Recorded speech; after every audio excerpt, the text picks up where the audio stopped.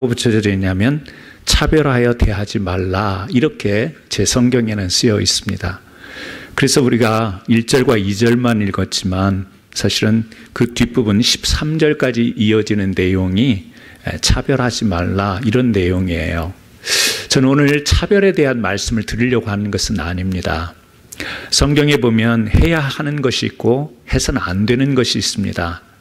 해서는 안 되는 것을 하지 말라, 이렇게 표현을 하는데, 차별하지 않는 것 외에도 우리가 믿음 안에 있으면, 우리가 믿음의 사람이면 해서는 안 되는 내용이 어디 차별뿐만 있겠습니까? 수도 없는 많은 것들을 우리는 하지 않아야 될 내용들을 가지고 신앙생활을 하는 것이죠. 그렇다면 하지 말라 하니 안 하면 돼, 이러면 참 단순한데, 우리 사람이라는 존재가 이렇게 간단한 문장처럼 그렇게 삶이 사라지는 것이 아니라는 거예요. 그렇다면 차별의 문제와 더불어 다른 수많은 우리가 해서는 안 되는, 주님이 기뻐하시지 않는 일들을 우리는 어떻게 제어하며 어떻게 행함으로 이 믿음을 지켜나갈 것인가, 이 야고보서 2장을 대하면서 그것을 한번 생각해 보려고 합니다.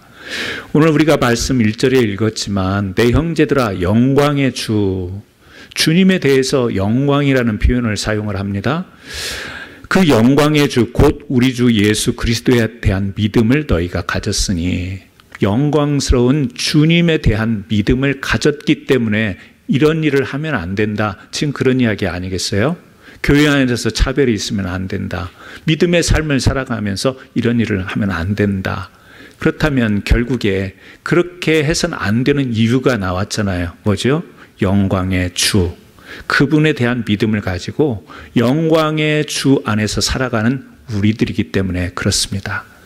우리는 신앙생활하면서 이 영광의 주님을 바라봅니다. 구약의 출애굽기 19장 4절에 보게 되면, 내가 애굽 사람에게 어떻게 행하였음과 내가 어떻게 독수리 날개로 너희를 업어 내게로 인도하였음을 너희가 보았느니라, 이렇게 이야기를 하고 있어요. 다시 말하면 출애굽한 이스라엘 백성들을 하나님께서 어떤 영광으로 이끄셨는가, 영광의 하나님께서 이스라엘 백성들을 어떻게 이끄셨는가 너희가 보았지 않느냐, 지금 그 이야기죠. 홍해 바다를 가르셨지 않습니까? 그 이전에 이 바로에게만 10가지 재앙을 이스라엘 백성들이 다 보았습니다. 광야에서 만나와 메추라기를 내려서 그들의 양식 삼은 것, 본 것뿐만 아니라 직접 먹었습니다. 경험했습니다. 요단강을 또 건너 여리고성을 점령하여 가나안에 정착하게 되는데, 이 모든 과정 속에서 하나님의 일하심을 이스라엘 백성들이 본 것이죠. 바로 하나님이 일하시는 것이 하나님의 영광입니다. 그렇다면 우리 신앙생활 가운데 여러분들이 하나님의 영광을 보지 않았습니까? 교회에서 일어나는 일, 세상에서 일어나는 일이 아니라 나를 향해서 행하셨던 하나님의 일을 여러분들이 직접 경험하시고 보시지 않았습니까?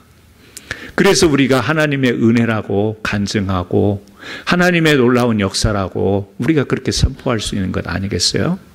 그렇습니다. 우리 믿음의 사람들은 하나님의 일하심을 봅니다. 우리는 얼마 전에도 우리 교회를 향하신 하나님의 일하심을 보았고, 하나님께서 함께 하시는 그 영광을 다 우리가 체험하고 지금도 체험하고 있는 중입니다. 여러분, 하나님은 여러분 한 분 한 분, 그리고 여러분 가정에, 여러분 가족들에게 지금도 일하고 계시고 그것을 여러분들이 느끼고 보고 계시지 않습니까? 그것이 바로 하나님의 영광이고 우리가 하나님의 영광 안에서 살아가는 것이에요.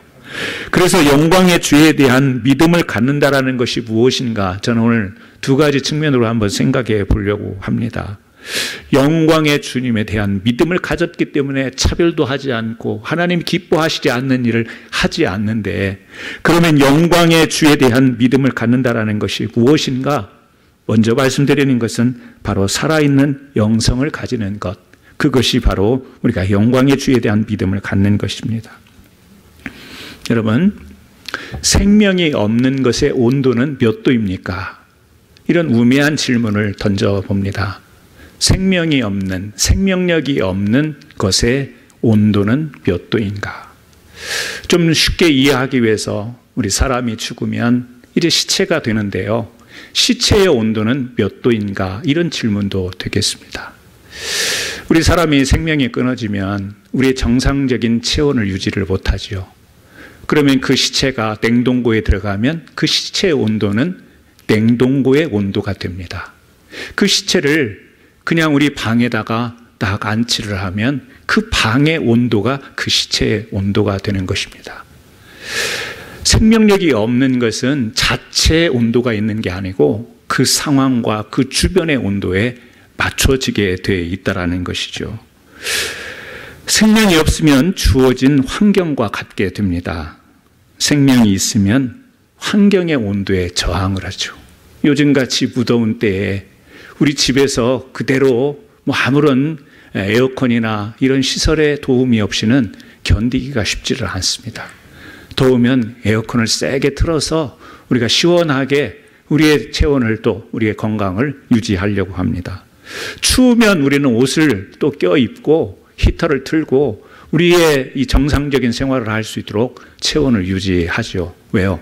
생명이 있기 때문에 내 생명을 유지할 수 있는 온도를 우리는 유지하려고 하고 그것에 방해하는 요소에 대해서 저항할 수 있는 것이 바로 우리 사람의 생명력 아니겠어요?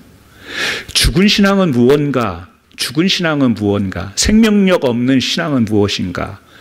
생명력 없는 신앙은 세상과 상황에 내가 그대로 맞춰지는 것이 죽은 신앙이 되는 겁니다. 내가 생명력이 없으니까요. 세상에서 어떤 일이 벌어질 때 그것에 대해서 내 영적 상태를 유지하기 위하여 저항할 수 있는 힘이 없는 것, 그것이 죽은 믿음인 거죠. 생명력 없는 믿음인 거예요. 그래서 이 살아있는 생명력이 있는 신앙이 없으면 세상 온도와 같다니까요. 내가 있는 곳에 맞춰지게 돼 있다니까요. 조금 더 나아가면 세상의 가치관과 세상의 유행과 세상의 사람들이 추구하는 것 속에 내가 그대로 따라가게 되어 있는 것이 뭐예요? 죽은 믿음이라고 하는 겁니다. 생명력 없는 믿음이라고 하는 거예요. 한자어를 써서 죄송하기는 하지만요, 활조식충이라는 말이 있습니다. 활조식충. 새가 살아있으면 새가 벌레를 먹지만 사조충식. 새가 죽으면 벌레가 새를 먹는다, 그런 이야기입니다. 새가 살아있으면요 벌레를 잡아먹죠. 먹이를 찾아다니면서 먹이를 먹습니다. 근데 새가 죽으면 오히려 벌레가 와서 새를 이제 야금야금 먹게 되는 것이죠. 우리의 신앙이 살아있으면 우리가 세상을 다스리지만 우리의 신앙이 죽으면 세상이 우리를 다스리게 되어 있습니다. 우리가 신앙이 살아있으면 우리의 환경을 우리가 저항하고 극복하고 이겨내고 이렇게 갈 수 있지만 우리의 신앙이 죽으면 자꾸 환경과 상황 속에 우리가 끌려가는 삶을 살게 된다라고 하는 것이죠. 신앙이 생명력을 잃으면요, 이 세상의 가치가 세상의 어떤 흐름이 우리 자신을 움직이게 하는데 세상의 가치는 여러 가지로 이야기할 수 있지만 그 핵심, 그 중심에는 결국에는 힘의 추구라고 하는 거예요. 힘의 추구. 자신의 욕심과 욕망을 채우는 힘의 축으로 사람은 흐르게 되어 있습니다. 본문에서 말하는 차별 또는 조금 더 나아가면 우리가 파벌 이런 것들이 우리가 살아가는 공동체 속에 형성이 될 수 있습니다. 가만히 들여다보면 그곳에서 자기의 어떤 권력 욕구와 힘의 추구가 결합이 되어서 양산되는 죄성이 바로 차별 또 파벌 이런 것이 생기는 것이죠. 우리 사람 만나면 반가워서요, 고향이 어디냐고 묻고 어디 학교 나왔냐고 그러고 이런 공통성을 찾습니다. 그래서 그런 것들이 일치되면 나의 힘과 저 사람의 힘이 결합이 되어서 이 우리의 그 공통성에 뭔가 그 안에서도요 힘의 작용이, 그래서 거기에 다른 것이 끼면 그것이 분리가 되어지는 이런 것들이 자연스럽게 차별이 되는 거죠. 물론 무시하고 또 격화시키고 이런 것을 차별이라고 생각하지만 우리는 알게 모르게 다양한 차별의 삶 속에서 살아가고 있습니다. 왜 그러냐면 결국에 따지고 보면 우리 욕망과 또 욕구를 충족하고자 하는 힘의 추구, 여기서부터 기인되기 때문에 그래요. 성경은 그것을 자신의 힘의 추구를 죄성이라고 그렇게 이야기를 합니다. 우리가 가지고 있는 것과 우리의 힘을 가지고 하나님을 대적하여 바벨탑을 쌓고 하나님의 명령을 거부하여 우리가 원하는 대로 살았던 그 신명기의 내용들을 보게 되면 결국에 이스라엘 백성들이 하나님의 언약을 깨고 자기들의 추구, 자기들의 욕망의 추구, 욕구의 추구, 힘의 추구, 이것이 결국에 죄가 되고 그것을 하나님은 지적하고 있는 것 아니겠습니까? 여러분, 우리가 그렇습니다. 우리 신앙생활 가운데에 생명력 있는 신앙이 우리가 필요한데 그 생명력 있는 이 신앙이라고 하는 것은 어찌 보면 그냥 세상과 동떨어진 신앙이 아니라 늘 우리가 세상 속에 살아가고 있기 때문에 그것을 잘 의식하고 분별하고 인식하면서 우리가 신앙생활을 해야 되는 것이죠. 그러니까 죽은 믿음이라는 것은 우리가 정말 아무것도 행하지 않는 것을 의미할 수도 있겠지만 행함이 없는 믿음이라고 하는 것은, 죽은 믿음이라고 하는 것은 어떤 면에서 믿음의 가치보다 세상 가치에 딱 붙어서 사는 것을 의미할 수도 있겠습니다. 세상에 붙어서 살면 우리의 믿음과 우리의 그 믿음의 가치와 영광은 사라지게 돼 있습니다. 제가 그 곤충 이름은 잃어버렸어요. 아메바는 아닌데요. 아메단지 모르겠습니다. 제가 정확히 기억이 나지 않아서. 근데 그것은요, 어린 유충 때는 이렇게 활발하게 움직인답니다. 유충, 벌레 아니겠어요? 활발하게 움직이는데 이게 이제 유충에서 성충이 되면 바위에 딱 붙어서 산대요. 희한하게도 우리 생물학에서 굉장히 특이한 케이스인데 이 바위에 딱 붙어서 고착돼서 사는 순간 뇌가 없어진답니다. 그러니까 이 식물은 자라기는 하지만 스스로 움직일 수 있는 힘이 없는 것은 뇌가 없기 때문이다, 이런 이야기를 하는데요. 동물이나 사람이나 뇌가 있지 않습니까? 뇌가 있기 때문에 이 활동력, 움직이는, 스스로 움직일 수 있는 힘이 있다고 하는데 아메단과 그 유충 때는 활동을 하는데 바위에 딱 붙어가지고 이제 성충이 돼서 커서 딱 그렇게 붙어서 살면 뇌가 없어진다라는 거죠. 움직이지 않는 그런 벌레가 된다라는 것이죠. 그럼 굳어져 버리는 것이죠. 바위, 세상. 여기에 딱 굳어져 버리면요, 영적인 영성이 활발하게 움직일 수가 없다라는 것입니다. 여러분, 행함이 없는 믿음도 있지만 행함을 미루는 신앙도 있지 않겠어요? 행함을 미루는 신앙. 믿음이 없는 건 아닙니다. 또 행함이 없는 것은 아닌데 이렇게 미루는 신앙이 있어요. 제가 유튜브를 보다가 얼마 된 것은 아니고요. 2000년에 나온 것 같습니다. 한국의 뉴스 A라고 하는 그 채널이 있는가 봐요. 근데 거기에서 나온 그 짧은 영상을 하나 봤는데요. 제목이 그랬어요. 냉장고에 냉동실 벽돌식품 먹어도 되는가? 이렇게 해가지고 짧은 유튜브가 나왔더라고요. 보통 우리는 냉동고에 얼리면 상하지 않는다라고 이렇게 생각하잖아요. 그런데 이 지금 보도에 의하면 냉동실에 넣어놔도 음식이 오염이 된다, 이제 그런 취지로 이야기를 하더라고요. 집집마다 냉동고 꽉 차 있지 않습니까? 막 다 꽝꽝 얼려서 나중에 또 이제 생각나면 그거 해동해서 우리 뭐 식생활이 그렇지 않습니까? 근데 그 음식물 오염 기준이 보통 200, 저도 못 들어본 용어예요. RLU, 영어로 그냥 RLU. 그게 기준이랍니다. 그러니까 200이 수치가 넘어가면 이미 음식은 오염이 됐다, 이렇게 보는데요. 냉동실에 4달 동안 얼린 조개는 5,400 RLU랍니다. 그리고 소고기 사놓고 깜빡 잃어버렸다가 1년 만에 꺼내놓으면 28,000 RLU래요. 그러니까 200을 넘어가면 오염됐다고 보는데 소고기를 1년 동안 얼렸다가 해동해서 보게 되면 28,000 RLU. 그 다음에 이 방송이 재밌더라고요. 언제 넣는지 생각 안 나는 굴비. 이것은 25만 RLU랍니다. 언제 넣는지는 모르겠는데 이 굴비가 이제 표면에 오염이 된 게. 그런데 여러분, 가정 변기 오염도가 2,600 RLU래요. 변기가 2,600인데 조기를 언제 넣는지 굴비를 언제 넣는지 모르는데 그게 25만. 그러면 100배. 화장실 변기보다 100배가 더 오염된 것을 맛있게 우리는 튀기고 구워서 먹는 거예요. 더러운지도 모르고 오염된지도 모르고. 그러면서 이 방송이 그 이야기를 하더라고요. 그래서 식중독을 일으키는 로타바이러스가 아주 영하 20도까지는 버틴대요. 그 바이러스가 20도까지는. 그러니까 냉동시켰다고 우리는 안전하고 뭐 잊어버렸다 생각나서 꺼내놓고 먹으면 그렇고, 그래서 그 방송의 그 뒷부분에서 2달 정도를 유지하는 게 좋겠다. 뭐 이렇게.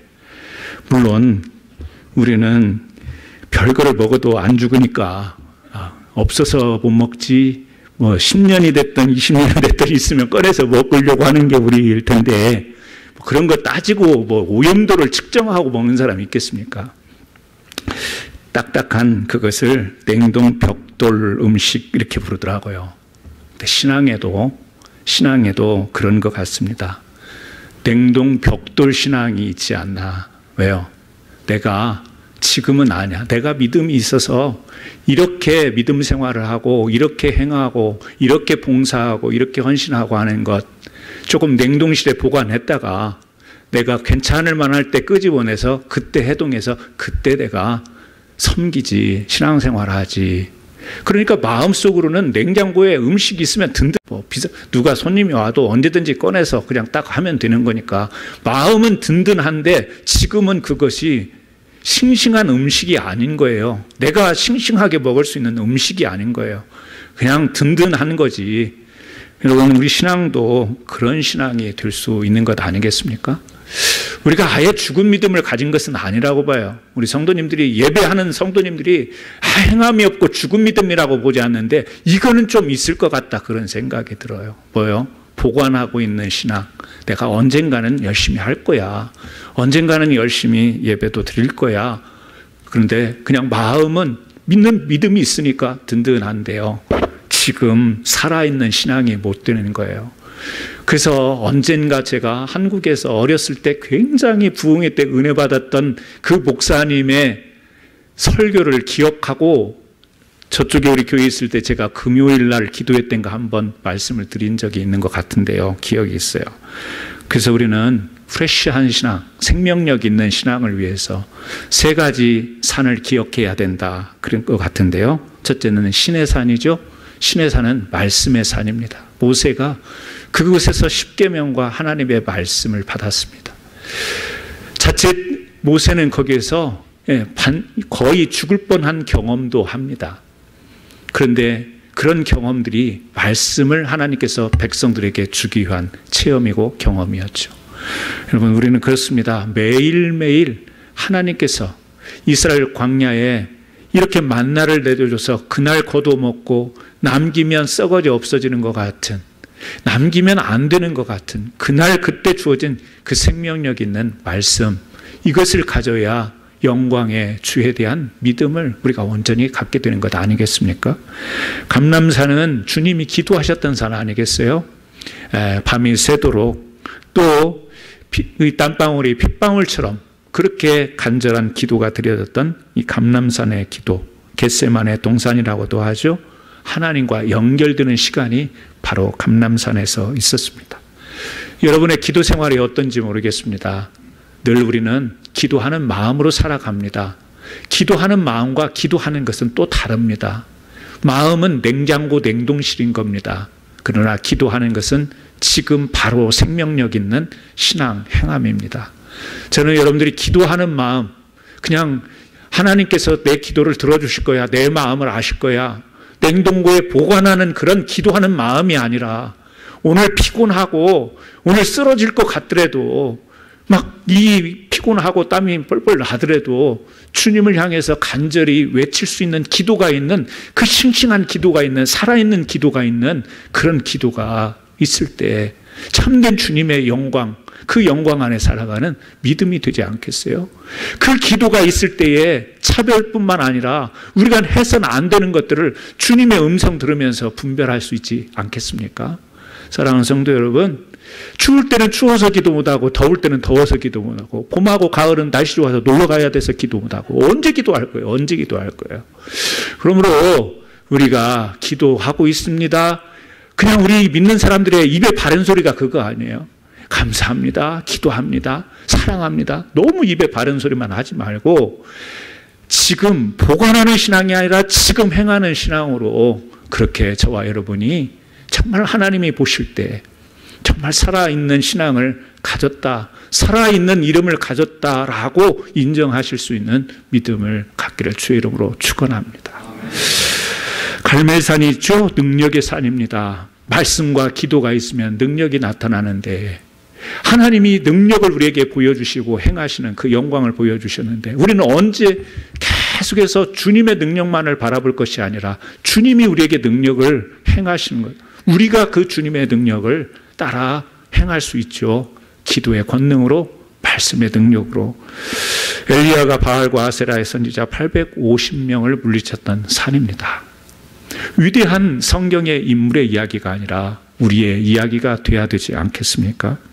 여러분, 지금 막 잡아온 생선과 꽁꽁 얼렸다가 몇 년 된지 못한 그 생선으로 음식을 조리했을 때 여러분의 선택은 어느 쪽을 선택해서 그 음식을 드시겠습니까? 바보 같은 질문이죠? 네, 바보 같은 질문일 겁니다.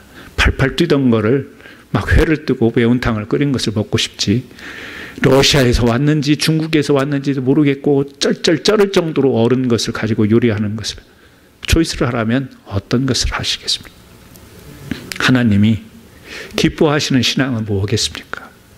여러분들의 생명력 있는 신앙을 기뻐하시지 않겠습니까?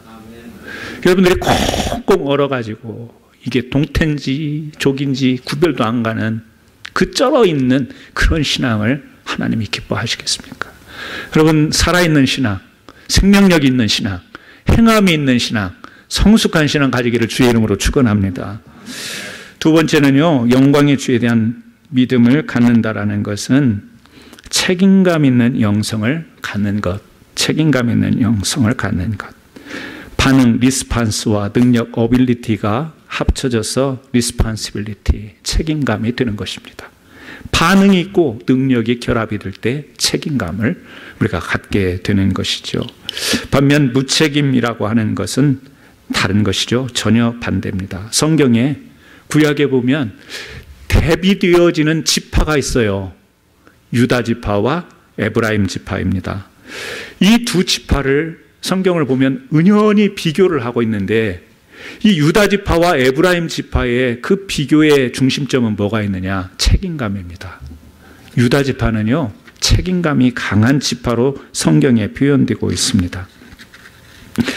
유다 지파는 무슨 일이든지 12지파 중에 선봉에서요, 베냐민이 인질로 잡혀 있을 때도 유다 지파는 앞장섭니다. 싸워야 되는 일이에요. 굉장히 희생을 필요로 하는 일입니다.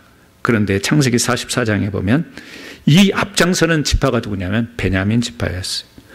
여호수아가 죽은 뒤에 가나안 정복, 이 정복에 나설 때도 선봉에 서기를 자청한 것이 유다 지파였습니다. 책임지고 서겠다 하니 하나님께서 하나님의 능력으로 임하십니다. 그런데 에브라임 지파는 어떤가? 어려움이 있을 때 모른 척합니다. 힘든 일이 있을 때, 싸워야 될 일이 있을 때 모른 척합니다. 그러다가 승리해서 전리품을 나눠 가질 때 갑자기 나타나서 왜 나 안 불렀냐고 그럽니다. 그것이 에브라임 지파였습니다. 기드온의 승리 때도 그랬고 입다의 승리 때도 에브라임 지파의 모습은 동일했습니다. 어려울 때는 나타나지 않는데 승전보를 가져오면 거기에서 나눌 이익거리를 바라보고 온 것이죠. 그래서 시편 78편 9절에 성경은 이렇게 이야기합니다. 에브라임 자손은 무기를 갖추며 활을 가졌으나 전쟁의 날에 물러갔도다. 무기를 가졌으면 책임감을 가지고 싸우러 나가야 되는데 무기를 가지고도 물러났도다. 이게요, 시편 78편에 기록이 되어 있어요. 구약의 역사적 사건인데 시편에서 그걸 음미하고 있잖아요. 하나님이 주신 은혜가 있고 하나님이 주신 능력이 있는데 그것을요 감당하지 않는 거예요. 그 책임감을 감당하지 않고 물러섭니다. 모르는 척합니다. 그러다가 뭔가 놀라운 역사가 일어나면 거기에 수지 하나 딱 얹는 겁니다. 이게 에브라임 지파였다라는 거예요. 이것이 바로 이 행함이 없는 믿음의 사람들, 책임감이 없는 믿음의 사람들의 모습일 수 있다라는 것이죠. 여러분, 우리가 이 책임감, 그냥 세상에서 말하는 책임감과 지금 말씀에서 나누는 책임감, 그 어원적으로 보면 똑같은 내용이겠지만요. 그러나 우리가 이 책임감이라고 하는 것이 신앙과 결부가 될 때, 그래, 책임감 갖자. 내가 맡은 일은 내가 끝까지 하지. 세상에서 일반적으로 말하는 이 책임감, 이 선에서가 아니라 우리가 조금 더 좁혀 들어가 보면 우리의 책임감은 예배로부터 시작이 된다는 것을 기억해야 되겠습니다. 이사야 65장 3절에 이런 말씀이 나와 있어요. 곧 동산에서 제사하며 벽돌 위에서 분향하며 내 앞에서 항상 내 도를 일으키는 백성이라. 한 번 봐가지고는 좀 어렵죠? 이사야 65장 3절인데요.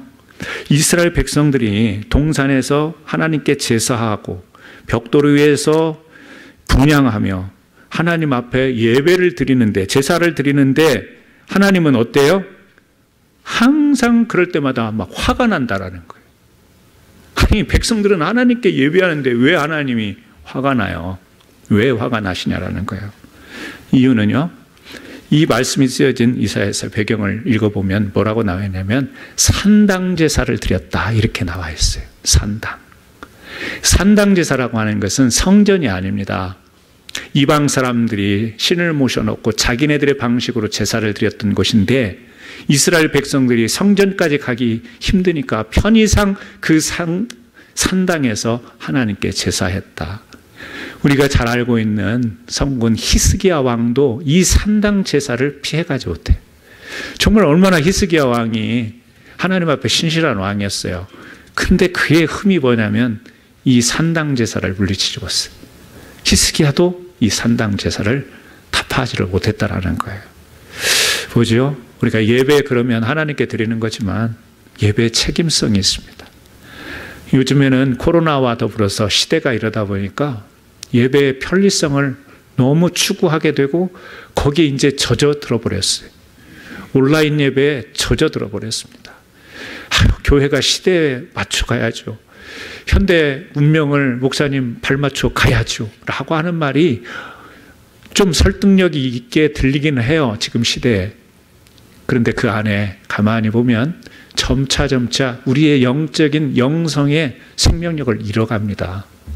그래서 나중에는요, 세상의 그런 문명들, 발달된 과학거리들을 이용해서 영성이 아니라 세상의 가치로 탁 우리가 붙어서 우리의 뇌가 없어져 버리는 거예요. 우리의 영성이 없어져 버리는 거예요. 편리함을 추구해서 편해서는 좋은데 영성은 서서히 갉아먹고 메마르고 죽게 된다라는 것, 이것을 좀 우리는 생각하면서, 특별히 우리가 영광의 주에 대한 믿음을 가진 사람들은 이 예배에 대한 책임성을 좀 갖는 것, 이것이 좀 우리가 함께 나눠야 할 부분이 아닌가, 이런 생각을 해요. 예배에서 영성이 무너지면 전반적으로 우리의 신앙이 무너지게 되어 있습니다. 우리 사람들의 속성이요, 참 사람은 알다가도 모른다라고 하는 그게 딱 맞는 것 같아요. 참 사람이 어려워요. 우리 사람이 가장 잘 빠지는 함정 중에, 제가 지난주 읽었던 책 중에 그 내용이 나와서 참 공감이 갔습니다. 우리 사람이 가장 잘 빠지는 함정이 뭐냐? 그 책에서요, 그런 이야기를 해요. 평균의 함정에 빠지는 것이다. 평균의 함정에. 그래서 자기의 일생을 60년, 70년, 80년을 살아가는데 이야기하다 보면 자기 인생의 목표가 뭐냐면 남처럼 사는 거라는 거예요. 남처럼 살고, 남만큼 살고, 남에게 뒤지지 않고 살고, 사람들이 보편적으로 이야기를 하는 내용을 분석해 보면 남처럼 사는 것이 자신의 삶의 목표라는 거예요. 여러분, 진짜 그렇습니까? 우리 성도님들은 그렇지 않을 거라고 생각하지만 우리의 의식, 무의식 속에 남처럼은 돼야지, 남처럼 살아야지, 이런 게 들어있다라고 하는 것이에요. 그것이 뭐죠? 남처럼이라고 하는 것은 평균을 지향하는 삶이라는 거죠. 그러니까 이 정도, 보통 이 정도 평균을 유지하는 것, 그 정도는 돼야 뭐 이런 생각인데요. 그래서 삶의 목표를 남처럼 사는 것으로 정하고, 평균이라 느껴지면 안도감을 갖고 안정감을 갖는 것이 우리 사람의 마음이라는 거예요. 나도 이 정도는 됐잖아. 나도 평균은 됐잖아. 나도 보통은 되잖아. 이러면서 안정감을 느낀다는 거예요. 물론 사람의 안정감 면에 있어서는 도움이 될 거라고 생각해요. 정신건강에도 도움이 될 수도 있어요. 또 지나치게 욕심을 내지 않고 너무 또 낙오자가 돼서도 안 되기에 평균이라는 것이 우리 삶의 적정 수치가 되는 것은 또 긍정적인 면도 있겠으나, 우리 신앙에서 가만히 보면 나도 저만큼만 하면 되지. 뭐 장로님도 저러는데 나도 이만큼 하면 되는 거지. 뭐 저 권사님도 저러는데 나도 저 정도만 하면 되는 거지. 목사님도 저러는데 나도 이 정도면 되는 거지. 신앙을요, 평균 값치로 내 신앙의 기준을 맞춰 나가는 거. 여러분 그런 거 혹시 없으신가요? 뭐 저 사람도 저만큼 기도하고 저 사람도 저만큼 봉사하는데 뭐 나라고, 그러면서 평균에 맞추려고 하는 이 신앙, 평균의 함정이라고 하는 거예요. 하나님은 우리 모두를 사랑하시고 부르셨지만 각자에게 주신 은사가 있지 않습니까? 각자에게 주신, 하나님이 주신 달란트가 있지 않습니까? 그리고 그때그때마다 기도하며 말씀 보는 가운데 우리에게 일으켜주시는, 하나님께서 일으켜주시는 감동, 감화가 있지 않습니까? 거기에 빨리 반응하는 리스판스하고 그 능력을 결합시키는 책임감 있는 신앙이 바로 우리가 생명력 있는 신앙, 영광의 주에 대한 이 믿음을 가지고 있는 자가 가져야 될 자세가 아닌가, 그렇게 생각을 하는 거죠. 여러분, 한 사람 한 사람에게 하나님이 주신 사명이 없습니까? 한 사람 한 사람에게, 저에게 주신 사명이 따로 있고요, 여러분에게 주신 사명이 따로 있습니다. 그때마다 하나님이 주시는 그 뭔가 부르심이 있다고요.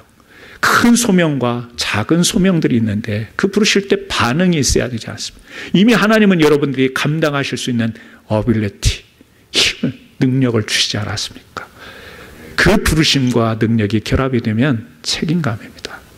내가 사업을 하는 것 같지만, 내가 직장 생활을 하는 것 같지만, 여러분들이 하나님이 이 땅에서 주신 일에 여러분들이 열심히 반응하고 살아가니까 비즈니스를 감당하고 직장을 다니는 거고 일하면서 사는 거예요.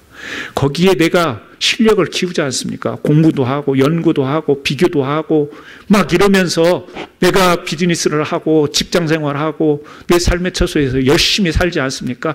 삶, 하나님이 우리에게 주신 삶에 대한 책임감인 거예요. 내가 그냥 돈 벌기 위해서 사는 게 아니고 하나님이 주신 것에 대한 책임감을 감당하는 거라고 여러분은 그렇게 생각하셔야 되는 겁니다. 교회로 부르셨으면 여러분 그냥 앉아서 공동체에 하고 이런 것이 아니지 않습니까? 부르심에 대한 반응이 있어야 되죠. 예배, 선교에, 그리고 봉사에, 헌신에, 이웃사랑에 반응. 내 능력은 별것 아니지만 작은 능력을 가지고도 큰 것을 이루시는 하나님의 말씀에 의지해서 그것이 부르심과 능력이 결합될 때 책임감이 드는 거 아니에요. 우리 사랑하는 성도 여러분, 나는 책임 없어, 나는 그냥 저 사람 하는 만큼 평균, 그런 함정에 빠지지 마시고 오늘 또 여러분 기도하시면서, 오늘 또 말씀 보시면서 여러분들에게 주시는 하나님의 그 감동 감화하심을 통해 책임감 있는 영성을 갖기를 주의 이름으로 축원합니다. 말씀을 마칩니다. 이사야 62장 1절에서 4절에 보면 다 읽지 않겠습니다. 주보 뒤에 나오죠. 이스라엘 백성을 향해서 뭐라고 이야기하시냐면, 오직 너를 헵시바라 하며 내 땀을 뿔라라, 네 땅을 뿔라라 하리니. 얘 발음도 잘 안 돼요. 헵시바, 뿔라.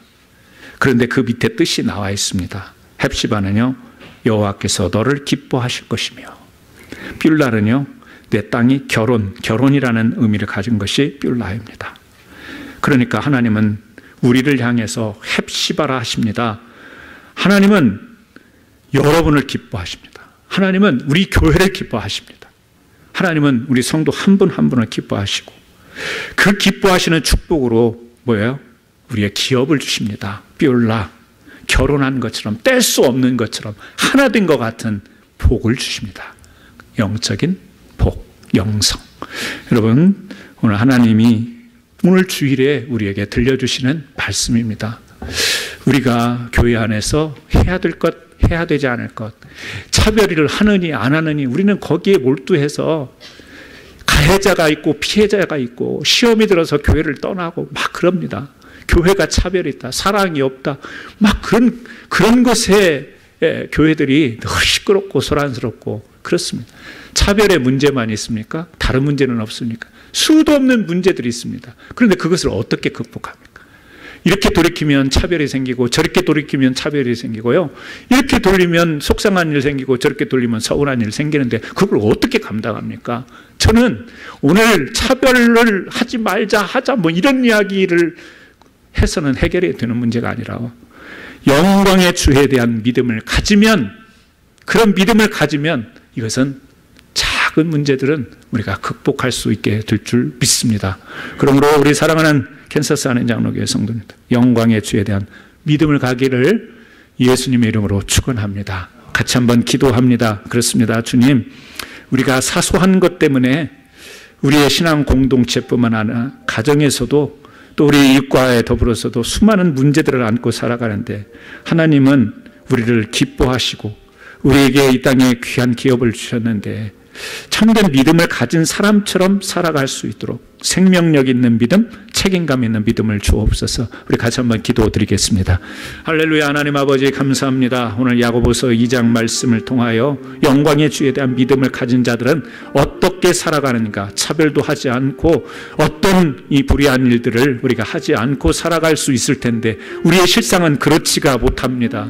우리 안에서 문제가 있고 다툼이 있고 차별이 있고 사랑이 멀어지며 수많은 일들이 우리 안에서 일어납니다. 믿음 안에서 일어납니다.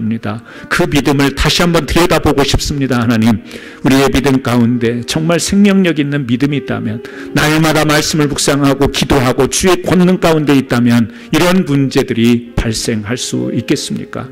우리가 정말 책임감 있는 신앙, 하나님이 부르신 그 부르심에 대한 반응과 그리고 우리의 능력이 동원이 되면 하나님, 이와 같은 문제들은 쉽게 극복할 수 있게 될 줄로 믿습니다. 우리 사랑하는 캔사스 안의 장로교회 모든 성도들이 바로 이와 같은 생명력 있는 신앙, 책임감 있는 신앙으로 회복되게 하여 주옵소서. 예수님의 이름으로 기도합니다. 아멘.